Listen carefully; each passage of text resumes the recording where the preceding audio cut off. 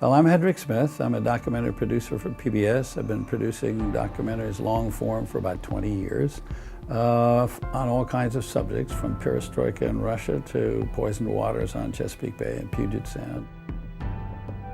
I'm a water guy. I sail, I swim, I crab on the Chesapeake Bay. I'm not a very good fisherman, but I like to hike on the water. I love the water. So the water matters to me, and those two bodies of water, Chesapeake Bay and Puget Sound, matter to me personally.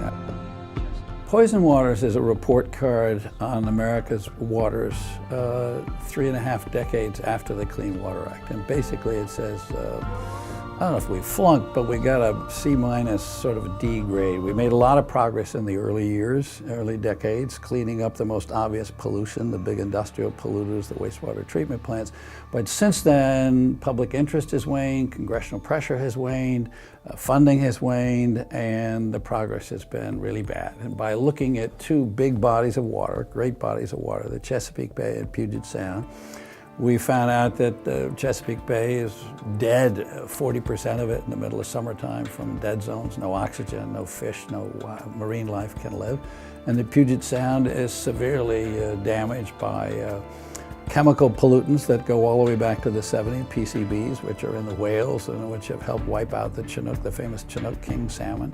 So the picture isn't pretty, and it could be about the Mississippi River or the Okefenokee swamps or the coastal waters off California. The story of Chesapeake Bay and the story of Puget Sound is the story of America's waters. I think it's a tragedy.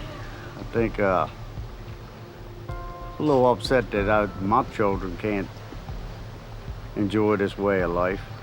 The challenge always is in finding small stories that epitomize the general situation, and then people who are good at articulating the problem and the conflicts that go on, because there are always conflicts. There's always vested interests that don't want to change, and there are people who want them to change. So I would say that was really the challenge. The challenge was learning a brand new field. It's a highly technical field. And I would say one serious problem for environmental reporting is that the environmental specialists, the people who are engaged in the issue, and that means the policymakers, the scientists, even the people involved in environmental grassroots movements, all talk a lingo that is difficult for the public to understand. And they don't understand that they're talking to each other and they're not talking to the general public. So I think one of the great challenges for us was to break into and understand their kind of coded language and then make it accessible to millions of people. What are these charts? These are the family trees of all the whales we've been studying for the past 32 years. You have to believe in what you're doing when you do documentary investigative reporting. So you get your main satisfaction from doing the job and doing it well, but there is nothing more valuable than accolades and approval from your peers. To have other journalists who sit on the Grantham board say, this is a top quality piece of work.